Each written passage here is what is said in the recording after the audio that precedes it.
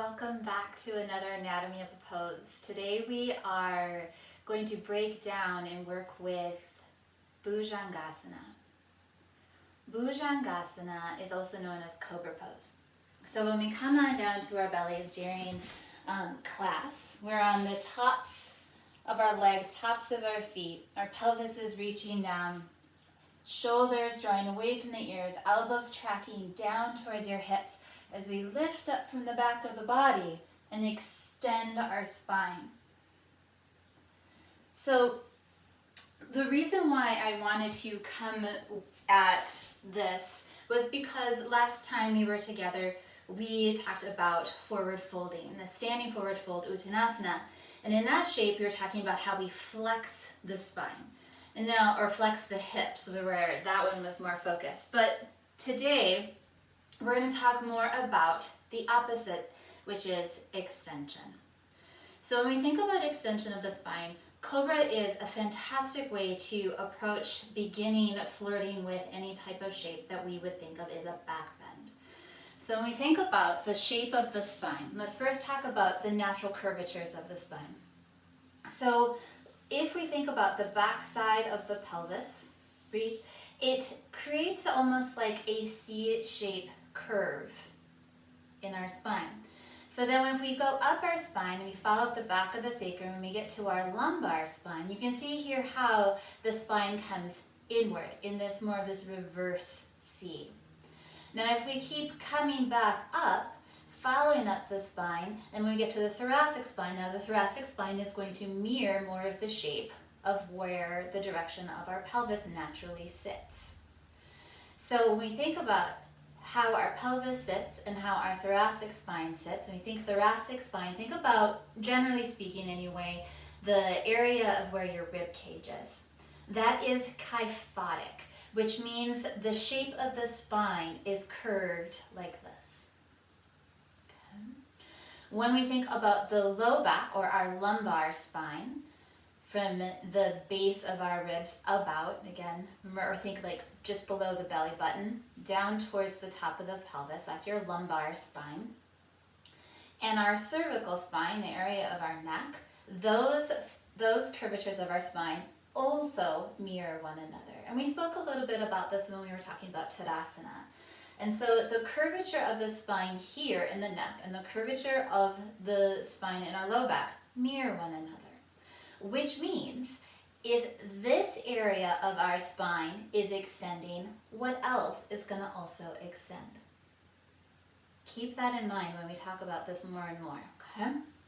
So, if we think about the curvature of the spine in a back bend, we are never going to ever want the spine to just take the accentuation or take the load in just one of those sections of the spine. We want the spine to share the extension. So when we think about back bending, we're thinking about creating one big curve that moves throughout the entire spine, not just at one level. When we back bend, oftentimes what happens for many people, and it's a common thing I get as a yoga teacher and as a therapist, is I have low back pain and back bending doesn't feel really great for me.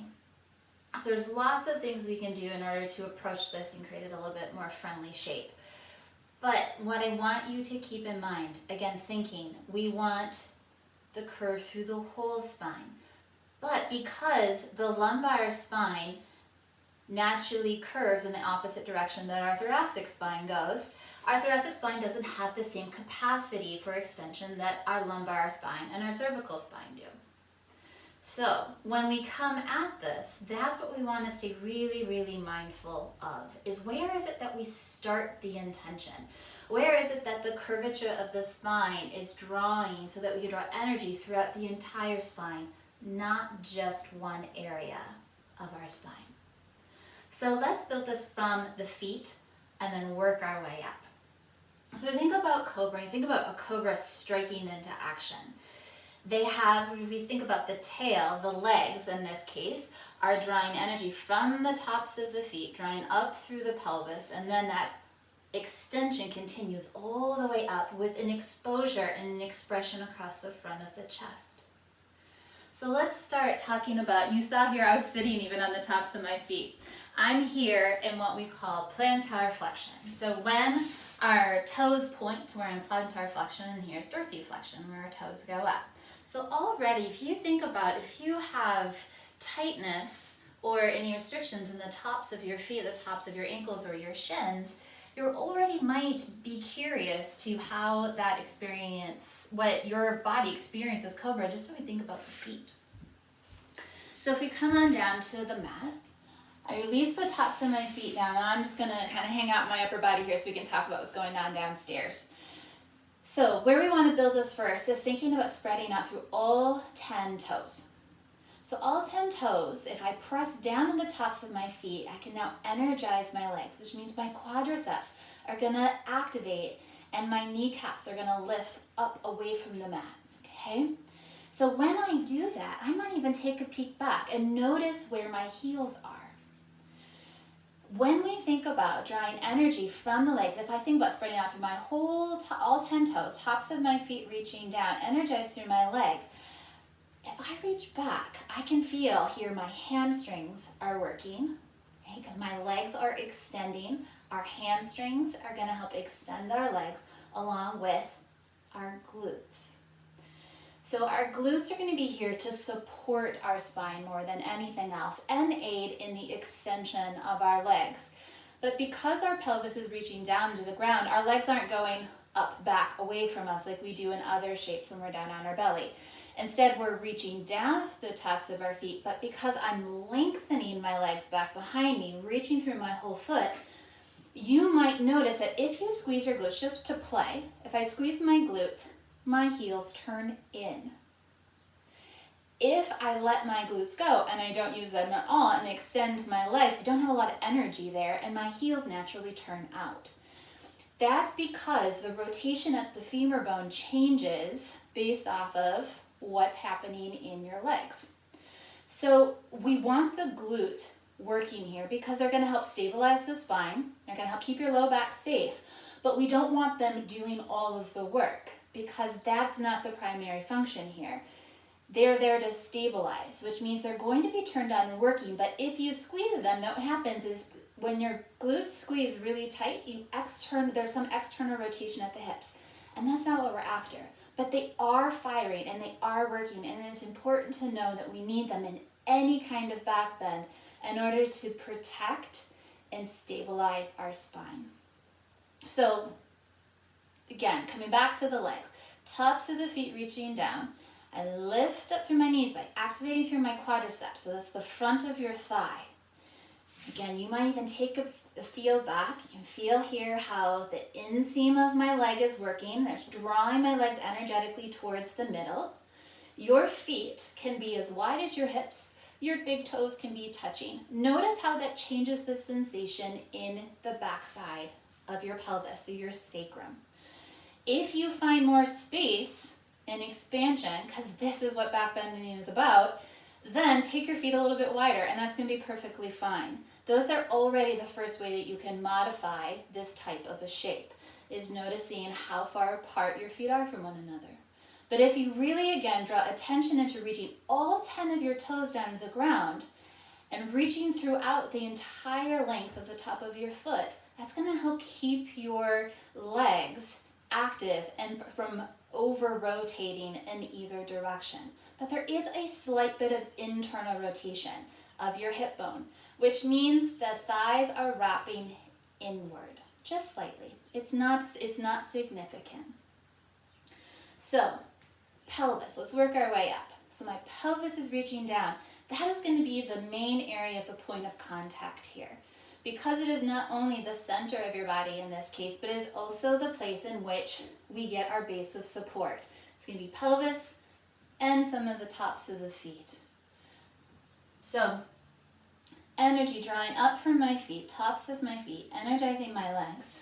Now bring my hands here along the line of my chest. So my fingers are about the height of like where your nipples are. Take your forehead down to the ground. Now, if I keep that energy in my legs, I don't want to use my hands to push myself up, Now you can and will possibly explore with that, but when we think about the initiation of this phase, we want to use the extensors of the spine. If I go to use my hands to push myself up, then I'm cheating out my extensors from doing the work that they're intended to do here. The extensors of your spine are going to go from the base of your neck in bundles down different sections of your spine, but through the whole length of your spine. And they work in different layers and depths in order to extend the spine together as a unit. So if I go to push with my hands up, I'm now using my arm strength instead of my extensors to bring myself into a back bend. My arms don't extend my spine. And so that's where the intention of the action can completely change how we experience this extension. So again, hands are down, my palms are down, and my elbows are drawing straight back in space. So already here, if you take a peek, my shoulder here is coming forward. Now, the front of my arm. What I want to do is I want to now take my arms out, or take my arms back. I do that from the area around my scapula. So my scapula is reaching down my back, that's your shoulder blade, is reaching down your back and together, like it's squeezing towards the spine. If we think about layering the muscles in the back, we can think about the muscle group between our shoulder blades that retract our shoulder blades together towards our spine, but then depress my scapula by drawing them down my back. Now there's a couple different things that are happening back there. Our rhomboids are a muscle group that sit between our shoulder blades and are going to draw the shoulder blades towards the spine. There's also portions of your trapezius muscle. Your trapezius muscle is a huge, huge group of muscles that are going to aid, again, the action in the back of your body. There's an upper section, a middle section, and then a bottom section, or inferior.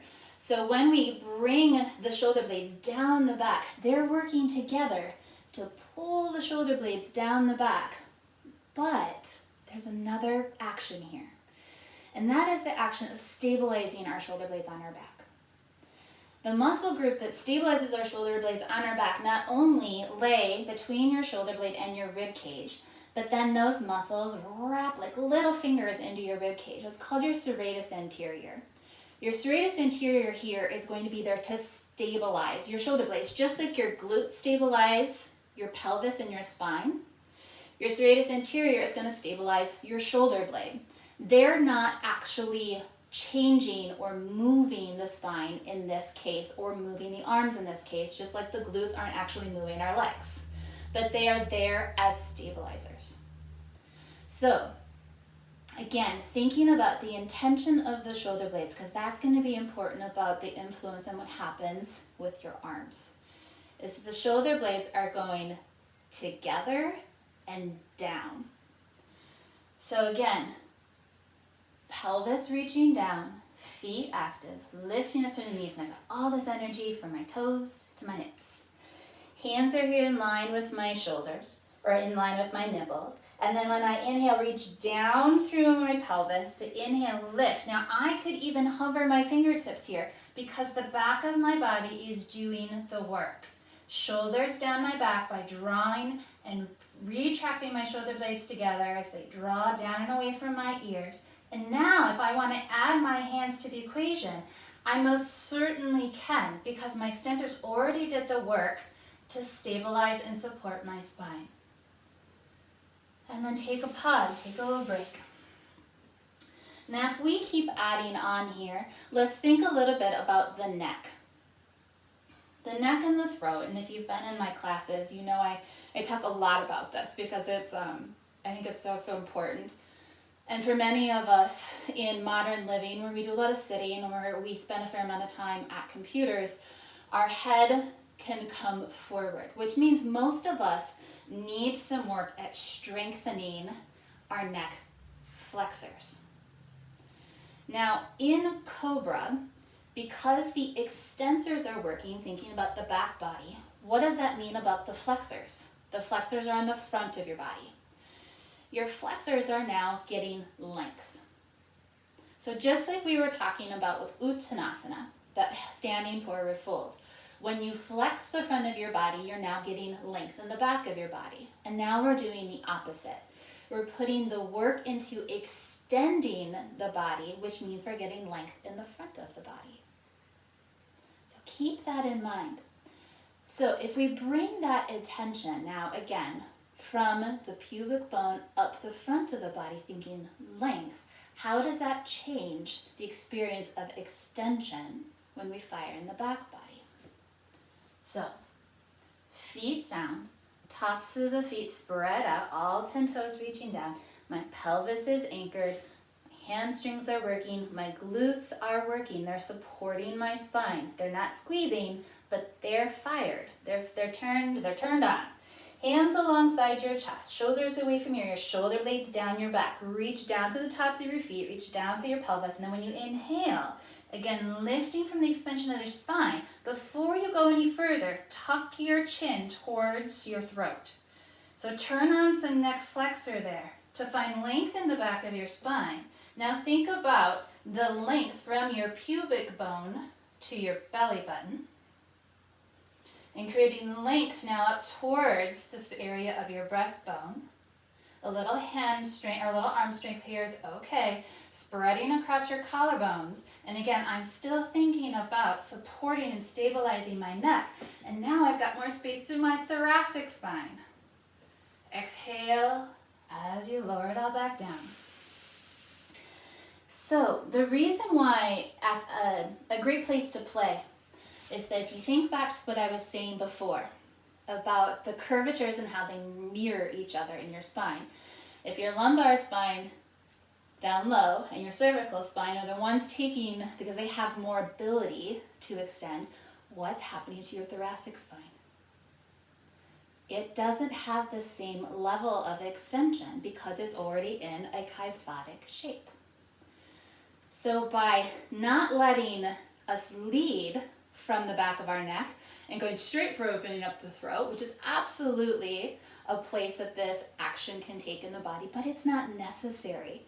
Again, back bending is about finding in what feels like expansion, feeling, maybe you could say open in some ways. I don't always love that word, but expansive is really, I think, is at the heart of it.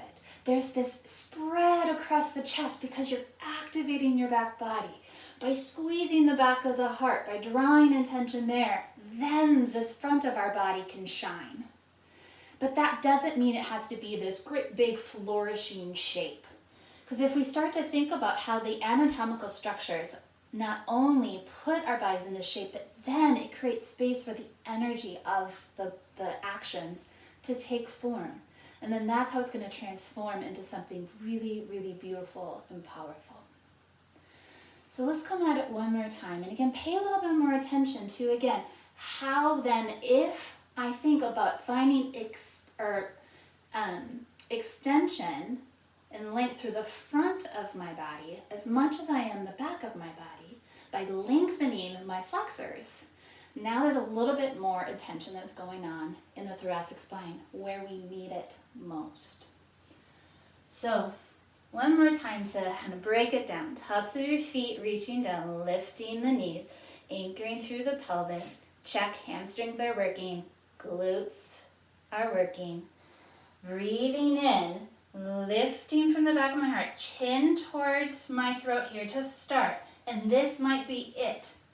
You can even add, if you'd like, a little energetic pull back of your palms. Notice how that takes your shoulders away from your ears a little bit more to pull your breastbone forward because you're thinking of extending and lifting up through the heart. And then if you want to add a little arm strength, you most certainly can. If the curvature is there and you're traveling up through your spine and then your gaze wants to track forward, then absolutely. And then lower it all the way back down. So the thought I want to leave you with is this emphasis of taking extension throughout the entire spine. Resist the urge to think that if I open up my throat and lead from the back of my neck, that that's gonna look bigger or feel more expansive. When you grow the energy from the entire channel of energy which comes and lives at the base of your spine and that draws up, then you're taking it and bringing it throughout the whole life of your spine. If you are to lift your chin and open up your throat, that is absolutely your choice in listening to what feels best in your body, but also where you feel more expansive. It doesn't mean bigger is more expansive. Small and mighty can pack just as much of expansion as something else. And the caution that I have is that if we lead from here, what else is going to extend? Here. And then nothing changes through here. And nobody comes to this physical practice, an asana practice, to stay the same. We come here to transform. We come here to take our body and move it in all these beautiful ways. So if we move here from a place of intelligence, a place of awareness of how our spine flexes and how it extends in these shapes, that's going to translate to how we move in all different ways. Because if we support and play and have the mobility and strength through our spine, that then transfers, how do I move my bigger joints, like my shoulders and my hips? So, something to chew on, something to play around with. Reach out anytime with questions. I am here to help. I'm here to answer any inquiries that you have. Reach out. In the meantime, take care of yourself. Be well. Stay safe. We'll see you soon. Namaste.